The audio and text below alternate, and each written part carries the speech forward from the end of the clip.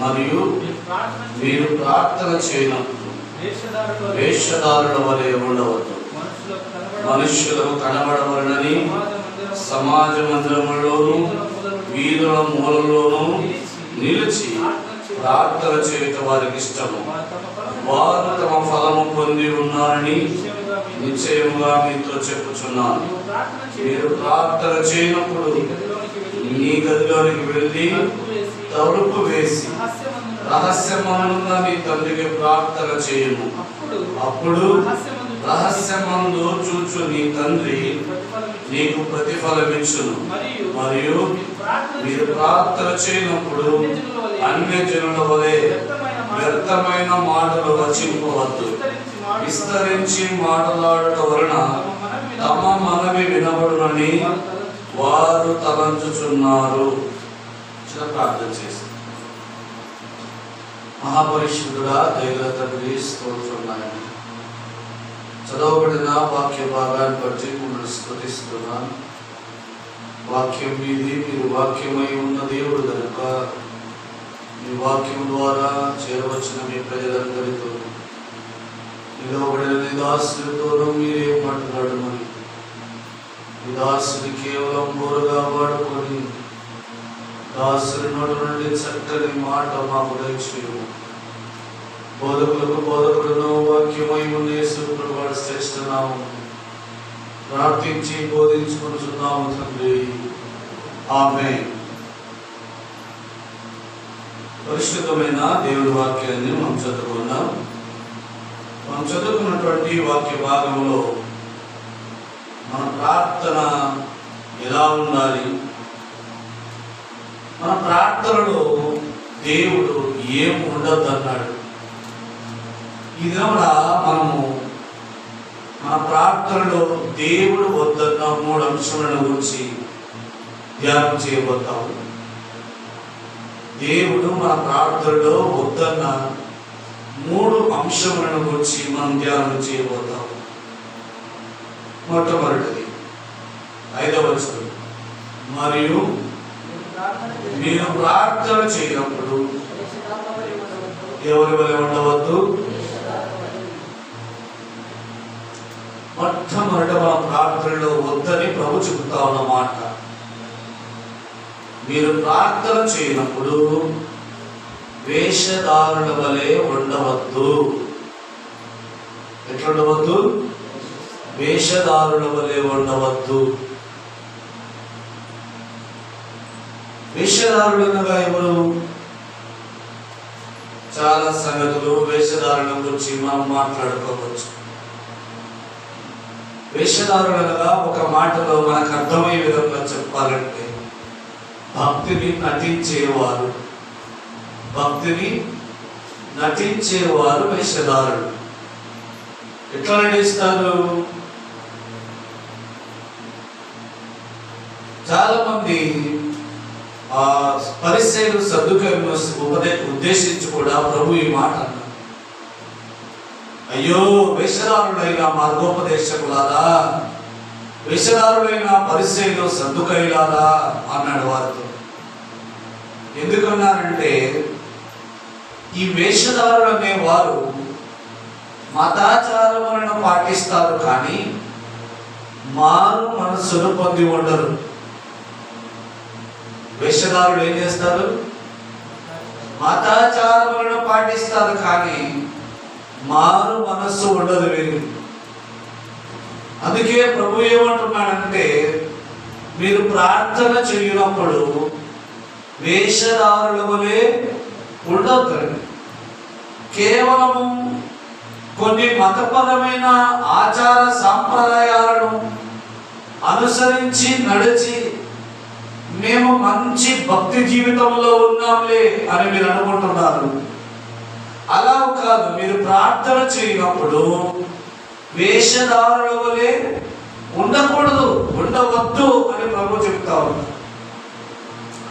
వేషధారుల వలె ఉండవద్దండి. భక్తిని నటించే వారి వలె ఉండవద్దండి. భక్తిని ఇతరులు కనబడవలని చూపించుకునే వారిగా ఉండవద్దండి. భక్తిని అనేకులు మీ భక్తిని చూడవలనని నీకు లేని భక్తిని నీవు అంటగట్టుకోవద్దు. నీవు నీ యొక్క భక్తి జీవితాన్ని నీ దేవునికి నీకును మధ్య ఉండేటువంటి ఒక మంచి సంబంధం, నీ దేవునికి నీకును మధ్య ఉన్నటువంటి ఒక మంచి సహవాసం, ఈ సహవాసాన్ని నీకు నీ ప్రభువుకి తెలియాలి. అది ఎంత చక్కగా తెలియాలంటే అది నీ ప్రార్థన ద్వారా వెల్లడవుతుందని దేవుని వాక్యం సెలవిస్తాను. మన ప్రార్థన వేషధారుల వలె ఉండకూడదు. ఎవరో మనుష్యులు చూడవలని, మనుష్యుల మెప్పు కొరకు, మానవ ఉద్దేశములు నెరవేర్చ కొరకు మాత్రమే కాకుండా దేవుని యొక్క ఉద్దేశాన్ని, దేవుని యొక్క తలంపులను గ్రహించుటకు సైతము నీ ప్రార్థన ఉండాలి.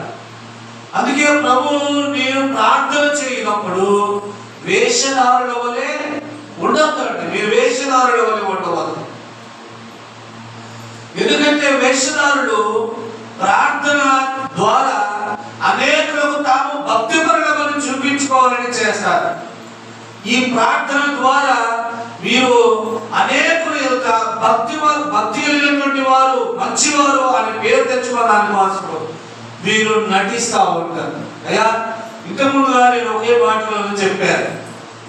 ఈ యొక్క వేషధారులు ఒకటే మాట మనం అర్థంగా చూసుకుంటూ మాట్లాడారు.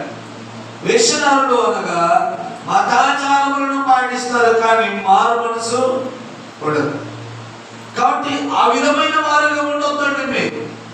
మీరు మారు మనసు పొందినటువంటి వారు మీ ప్రభువును సమీపించడము ఎల్లవేళ ఆసక్తిగా ఉండాలని ప్రభు కోరుకుంటా ఉండాలి. అందుకే మీరు ప్రార్థన చేయనప్పుడు ఎవరి వలె ఉండదు, వేషధారుల వలె ఉండదు. వేషధారులు మనుషులు చూడాలని ప్రార్థన చేస్తారు, మనుషులు మెప్పు కొరకు ప్రార్థన చేస్తారు, తామేదో మంచి భక్తులమని అనిపించుకోవడానికి ప్రార్థన చేస్తారు. ఒకసారి యేసు ప్రభు వారు పరిసయ్యులు సద్దుకయ్యులను ఉద్దేశించి నీ పొరుగువాడు ఎవడని ప్రశ్నించినప్పుడు తానేదో భక్తి పరుడు అన్నట్టుగా వారి పొరుగువాడిని గురించి కొన్ని సంగతులు వాడు చెప్తాడు. కానీ వారి భక్తి జీవితము అంత సరైనదిగా లేదు. అందుచేత మీరు ప్రార్థన చేయనప్పుడు ఎవరి వలె ఉండొద్దండి, వేషధారుల వలె ఉండొద్దండి. ఈ వేషధారులు ఏం చేస్తారంట, పరిసయ్యులను సద్దుకయ్యులను ఉద్దేశించి ప్రభు అన్నారు, మీరు పుదీనాలోను సోపులోను మీ పెరట్లో పడిన పంటలలో కూడా మీరు దశమభాగం ఇస్తారు, కానీ ఏం చేయరు, మీరు మారు మనసు లేదు, మీకు సరైన భక్తి జీవితం లేదు అని అంటారు. ఇచ్చుటలో మతాచారాన్ని, మత సంబంధమైనటువంటి కార్యాన్ని దూచే తప్పకుండా పాటిస్తాము. కానీ అయ్యా వేషధారుల వలె ఉండవద్దు. నీ భక్తిని నటించేవాడవుగా, నీ భక్తి జీవితాన్ని ఇతరులకు చూపించుకోవాలని ప్రార్థన చేసేవాడవుగా ఉండవద్దు. ప్రభునందు నీకు సంపూర్ణ విశ్వాసంతో ప్రార్థన చేయి, ప్రభునందు సంపూర్ణ నమ్మకంతో ప్రార్థన చేయి. అలాగనే ఇదిగో 12 ఏళ్ళ అంతఃస్రావం లేనటువంటి స్త్రీ కూడా ఇదిగో ఆయన వస్త్రం చెవి ముడితే చాలని ఎట్లా వెళ్ళింది, విశ్వాసంతో వెళ్ళింది, విశ్వాసంతో వెళ్ళింది, విశ్వాసంతో ఆయన వస్త్రం చెవి ముట్టుకున్నది. ప్రభువు కూడా అన్నారు, అమ్మా నీ విశ్వాసమే నిన్ను స్వస్థపరిచింది అన్నాడు. విశ్వాసంతో నీవు చేసే ప్రార్థన, విశ్వాసంతో నీవు చేసేటువంటి బోధ నీ దేవుని సన్నిధించేది, అది ప్రతిఫలాన్ని ఇస్తుంది. కనుక నీవు ప్రార్థన చేయనప్పుడు వేషధారుల వలె ఉండద్దు. రెండవది అదే వచనంలోనే మనుష్యులు కనబడవలనని ఆ సమాజ మందిరములోను వీరుల మూలలోను నిలిచి ప్రార్థన చేయటం వారికి ఇష్టము, వారు తమ ఫలము పొంది ఉన్నారంటున్నారు. ఎక్కడ చేయదు, సమాజ మందిరములలోను వీధుల మూలలోను ప్రార్థన చేయటం వేషధారుడికి ఇష్టం. మీరు అలా చేయగలుగుతారు అంటే మరి సమాజ మందిరంలో ప్రార్థన చేయకూడదా, దేవుని సంఘములో ప్రార్థన చేయకూడదా, దేవుని మందిరంలో ప్రార్థన సంఘముతో కలిసి ప్రార్థన చేయకూడదా అంటే అలా కాదు. అలాగూ ప్రార్థన చేయకూడదని దైవ గ్రంథం ఎప్పుడు బోధించలేదు.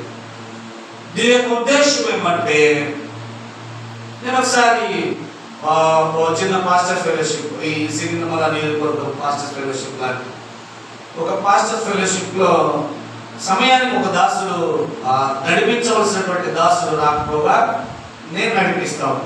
నేను నడిపిస్తా ఉన్నాను. అందరికి ఆయన పాట పాడతాడు, ఆయన ప్రార్థన చేస్తాడు, ఆయన పాట పాడతాడు అంట. ఇట్లా నాకు తెలిసినటువంటి దేవుడి సేవకులకు ఆయన పని అప్పగిస్తూ నేను కార్యక్రమాన్ని ముందుకు తీసుకుపోతాను. ప్రార్థన అయిపోయిన తర్వాత ఒక సేవకుడు వచ్చి అన్నాడు, చూడు, నువ్వు నాకు ప్రార్థనే ఇలే,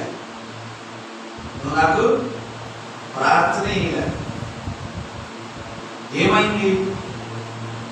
ఇక్కడ ప్రార్థన చేయకపోతే ఇక నీకు ప్రార్థన చేయవా? ఇక్కడ నువ్వు ప్రార్థన చేయకపోతే ఇక నీకు ప్రార్థన రాదా? ఇక్కడ నువ్వు ప్రార్థన చేయకపోతే నీ మొర దేవుడు వినడా?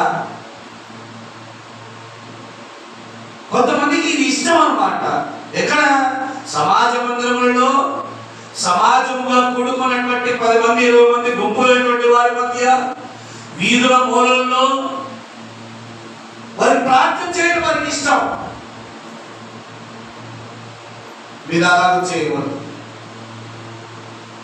మీరు అలాగున ఇదిగో సమాజ మందిరంలోనే ప్రార్థన చేయాలి. ఇదిగో 10-20 మంది ఉన్నప్పుడు దేవుడి సంఘం అంతమంది కలిసినప్పుడు నాకు ప్రార్థన అవకాశం చేయకపోతున్నా అనే ఆ గిల్ట్ ఫీలింగ్ మనలో ఉండకూడదు. ఆ ప్రభువు అవకాశం ఇస్తే మనం ప్రార్థన చేద్దాం.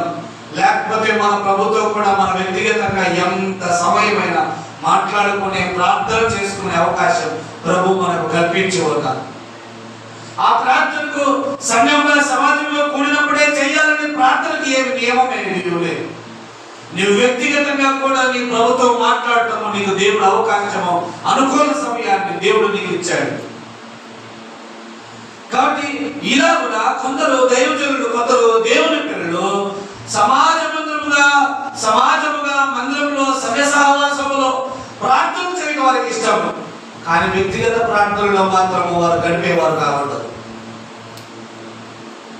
కాబట్టి మీరు ప్రార్థన చేయనప్పుడు సమాజ మందిరంలోను, వీధుల మూలల్లోనూ ప్రార్థన చేయవారుగా కాక మీ వ్యక్తిగతమైన ప్రార్థన జీవితాన్ని మీరు కాపాడుకునేవారుగా ఉండాలి. వ్యక్తిగతంగా దేవుడితో నీకున్న సహవాసాన్ని, వ్యక్తిగతంగా దేవుడితో నీకున్న సంబంధాన్ని కోరుకునేవారుగా ఉండాలి. చాలా మంది ఇలా మనం బాధపడుతూ ఉంటారు. అనేక సంఘాలలో ఇది ఒక సమస్యగా ఉంటుంది, అనేక చోట్ల ఇది ఒక సమస్యగా ఉంటుంది. ఒక ఆమె పాట ఇవ్వకపోతే అలుగుతుంది, ఒక ఆయన ప్రార్థన ఇవ్వకపోతే అలుగుతాడు, ఒక ఆయన వాక్యం చెప్పడానికి అవకాశం ఇవ్వకపోతే అలుగుతాడు. కారణం ఏంటి? వారికి సమాజంలో పాడటం, సమాజంలో ప్రార్థన చేయటం, సమాజంలో వాక్యం చెప్పడం ఇష్టం. కానీ వ్యక్తిగతంగా ఆ వాక్యాన్ని తమకు అన్వయించుకొని, తమ జీవితానికి అన్వయించుకొని, తమ వ్యక్తిగతంగా తమ యొక్క విశ్వాసములకు ఆ వాక్యాన్ని అన్వయింపజేసుకొని ఆ వాక్య ప్రకారం జీవించే మనస్సు, హృదయం వారికి ఉండదు. కానీ వారు ఎంతసేపు సమాజముగా కూడుకున్న సంఘంలో 20-30 మంది ఉన్నప్పుడు ప్రార్థన చేయడం ఇష్టం, కొన్ని 100 మంది కలిసినప్పుడు పాట పాడడం ఇష్టం. నీ ప్రభుత్వం కూడా దేవుడు నీకు చేసిన మేలులు నీకు సంతోషం కలిగినప్పుడు నువ్వు కీర్తనలు పాడవా? యాకోబు భక్తుడు ఏమన్నాడయ్యా? ఎవరికైనా సంతోషం కలిగిన ఏం పాడమన్నాడు? ఎవరు పాడమన్నాడు? సంఘంలో పాడమన్నాడా? సమాజంలో పాడమన్నాడా? నీకు సంతోషం కలిగిన ప్రతి క్షణమున, అది ఏ క్షణమైనా అయిపోవచ్చు, నీ ప్రభుత్వం నీకున్న సంబంధానికి అవధులు లేవు, హద్దులు లేవు, ఎటువంటి కట్టుబాట్లు లేవు. నీకు సంతోషము కలిగిందా? ఏం చేయి? పాడు. ఏ సమాజముగా కూడినటువంటి దేవుని సంఘములో 20-30 మంది కలిసి 100 మంది కలిసి చోటే నువ్వు పాట పాడాలా? ఆ విధమైనటువంటి ఇష్టాలు తెచ్చుకోవద్దు. నీకు సంతోషం కలిగిందా? ఏం చేయి? కీర్తనలో పాడు. బాధ కలిగిందా? శ్రమ వచ్చిందా? ఏం చేయి? ప్రార్థన చేయి. 10 మందిలో చక్క బౌద్ధిక ప్రార్థనలు చేస్తారు. చక్కని మాటలు ఉపయోగించి చేస్తారు. వ్యక్తిగత విషయానికి వచ్చేసరికి వారిలో ప్రార్థన లేక తేమడదు. గమనిస్తున్నారా? కాబట్టి మీరు ప్రార్థన చేయనప్పుడు ఏముండద్దు, వేషధారుల వలె ఉండవద్దు. మీరు ప్రార్థన చేయనప్పుడు సమాజంలో, మందిరంలో, వీధుల మూలల్లో ప్రార్థన చేయాలని కోరుకొనవద్దు. వ్యక్తిగతంగా కూడా నీ ప్రభుతో గడిపే సమయం నీకుంది.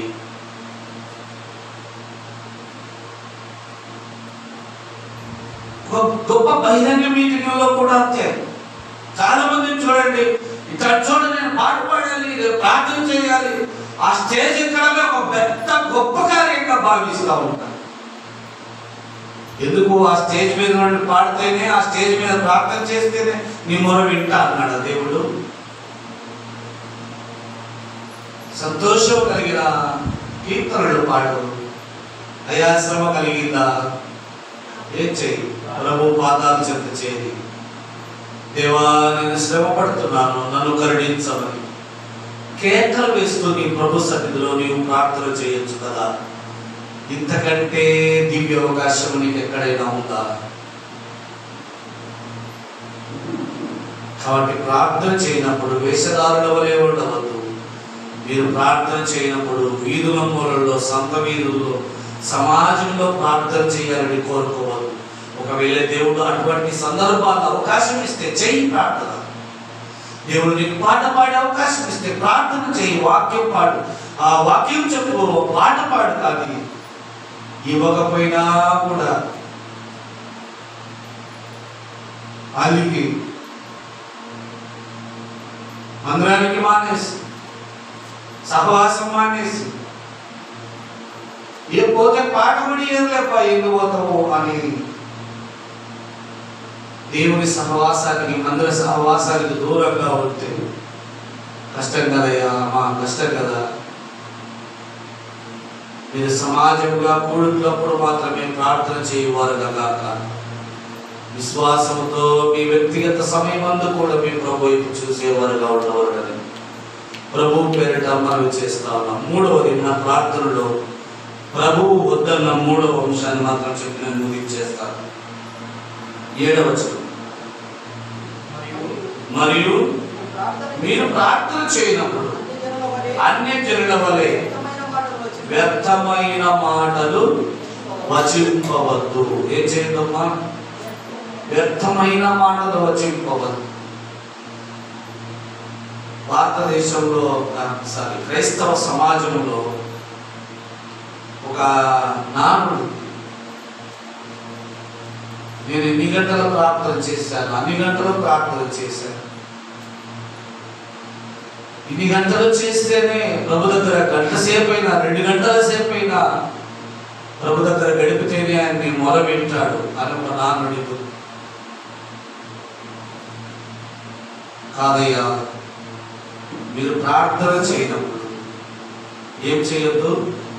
వ్యర్థమైన మాటలు వచింపవద్దు. వ్యర్థమైన మాటలు, వ్యర్థమైన మాటల చేత కాలయాపన చేయవద్దు. నీ ప్రభుత్వం నీకున్న సహవాసాన్ని వ్యర్థమైన మాటల చేత నీకు విసుగు కలిగేటట్టుగా, నీ ప్రభు సన్నిధి నుండి దూరమైపోయేటట్టుగా వ్యర్థమైన మాటల చేత కాలయాపన చేసి దైవ సన్నిధిని, ఆ సహవాసాన్ని, ఆ దేవునితో నీకున్న మంచి సంబంధాన్ని కోల్పోవద్దు. వ్యర్థమైన మాటల చేత గంటలు గంటలు గడపడం వల్ల మాత్రమే తమ ప్రార్థన వినబడని కొందరు అనుకుంటూ ఉన్నారు. కాదయ్యా, నీ ప్రార్థన దేవునికి నీకు మధ్య ఉన్న మంచి సంబంధం కనుక ఆ సమయాన్ని వ్యర్థమైన మాటల చేత గడపవద్దు. నీకు కావలసిన, నీవు పొందాలనుకున్న నీ అవసరతలు, నీ అక్కరలు, లేదా నీ బాధ, నీ సమస్య ప్రభువుకు చెప్పుకొని ప్రభు యొక్క మంచి సమయాన్ని విశ్వాసంతో ప్రభు వైపు చూడు. ఆయన్ని ప్రార్థన వింటాడు. దేవుడు సుదీర్ఘమైన ప్రార్థన కూడా అనేక మంది భక్తులకు, ఆయన శిష్యులకు కూడా ఆయన నేర్పలేదు. అంత మాత్రమే కాదు, అనేక మంది భక్తులు ఇదిగో కేవలం 4-5 మాటల్లో ప్రార్థన చేసి ముగించినా కూడా ఆయన విని వారి పట్ల ఎన్నో భీకర కార్యాలు ఆయన చేశాడు. సాంసోను దాగోను గుడిలో ఎంతసేపు ప్రార్థన చేశాడు? 1 గంట సేపు చేశాడా? 4 గంటల సేపు చేశాడా? అంత సమయం అంటే ఆయన బలిస్తారు కదా, ముందు ఆయన సమయము 2 మాటలు అన్నాడు, అయ్యా నేను పాపము చేసి నీ దృష్టికి అయోగ్యుడినైతిని, దయవుంచి ఒక్క మారు నా శత్రువుల మీద పగ తీర్చుకున్నట్టుగా, నా శత్రువుల పగ తీర్చుకున్నట్టుగా ఇదొక్కసారి నన్ను దర్శించమని ప్రార్థన చేసి ప్రభువు బలమిచ్చాడు. మునుపటి బలాలు అక్కడ రాయబడి ఉంది, సాంసోను తన జీవితం కాలంలో చంపిన వారి లెక్క కంటే ఆయన దాగోను గుడిలో చంపిన వారి లెక్క ఎక్కువ ఉందని గ్రంథంలో రాయబడి ఉంది. హిజ్కియాకు మరణకరమైన రోగం వచ్చినప్పుడు ఇదిగో పాడుతాడు, తన ముఖము తిప్పుకొని దుఃఖాక్రాంతుడై, అయ్యా నీ సన్నిధిలో యథార్థ హృదయుడై, నీతిమంతుడై, పరిశుద్ధుడై ఇలాగ గడిపితులో ఒకసారి జ్ఞాపకం చేసుకోని ప్రభు వైపు చూసి 4 మాటల్లో ప్రార్థన చేశాడు. ప్రభు అతని మనవి ఆలకించి తనకు ప్రవచించిన ప్రవక్త ఇంకా మేడగది నుండి దిగిపోకముందు మళ్ళీ దేవుడు ఆజ్ఞాపించి అతనికి 15 సంవత్సరాల ఆయుష్కాలాన్ని పొడిగించాలని చెప్పు వెళ్ళి ఎంతసేపు ప్రార్థన చేశాడమ్మా? వ్యర్థమైన మాటల చేత కాలయాపన చేయ, ప్రభుత్వం నీకున్న మంచి సంబంధాన్ని వ్యర్థపరచుకోవద్దు. కొందరు అనుకుంటూ ఉన్నారు, వ్యర్థమైన మాటల చేత గంటలు గంటలు ప్రభు సన్నిధిలో ఉంటే ఆయన మా మొర వింటాడని అనేకులు అనుకుంటున్నారు. కాదు, నీకు కావలసిన నీ బాధ, నీ శ్రమ క్లుప్తంగా నీ ప్రభు సన్నిధిలో ఎప్పటికప్పుడు మంచి విశ్వాస హృదయంతో ఆయన వైపు చూస్తే ఆయన ఏం చేస్తాడంట? అయ్యా 6వ వచనం, నీవు ప్రార్థన చేయకూడదు, నీ గదిలోనికి వెళ్ళి తలుపు వేసి రహస్యమందున్న నీ తండ్రికి ప్రార్థన చేయి, అప్పుడు రహస్యమందు చూచు నీ తండ్రి రహస్యంగా ప్రార్థన చేయాలి. నీ గదిలోనికి వెళ్ళి తలుపు వేసి రహస్యమందు చూచుచున్న నీ తండ్రికి, ఆయన ఎటువైపు నుండి చూచుచున్నాడో నీకు తెలియదు, ఆయన ఏ వైపు నుండి నిన్ను గమనిస్తున్నాడో నీవు గుర్తెరగవు, ఆయన ఏ వైపున నీతో కూడా ఉండి నీ ప్రార్థన ఆలకించుచున్నాడో నీవు కనిపెట్టలేవు. రహస్యమందు చూచుచున్న నీ తండ్రికి నీవు కూడా ఏం చేయాలంట? రహస్యంగా ప్రార్థన చేయి. రహస్యమందు చూచుచున్న నీ తండ్రి నీకేమిస్తాడంట? ప్రతిఫలం ఇస్తాడు. ఏమిస్తాడు? ప్రతిఫలం ఇస్తాడు. నీ ప్రార్థనకు ప్రతిఫలం ఈ విధంగా కలుగుతుంది. కానీ వేషధారుల వలె ప్రార్థన చేయటం వలన నీ ప్రార్థనకు ప్రతిఫలం రాదు. అమ్మా, సంత వీధులలో సమాజంలో ప్రార్థన చేయటం వలన ప్రతిఫలము కాదా? అయ్యా, వ్యర్థమైన మాటలను వచిస్తూ వ్యర్థమైన మాటల చేత కాలక్షేపము చేసి గంటలు మాత్రమే ప్రార్థన చేయడం వల్ల నీ మనవి వినబడుతుందని నీవు అనుకోవద్దు. విశ్వాస హృదయంతో పేతురు భక్తుడు రాసిన ఒక మాట అంటాడు, చూడండి. పేతురు రాసిన 2వ పత్రిక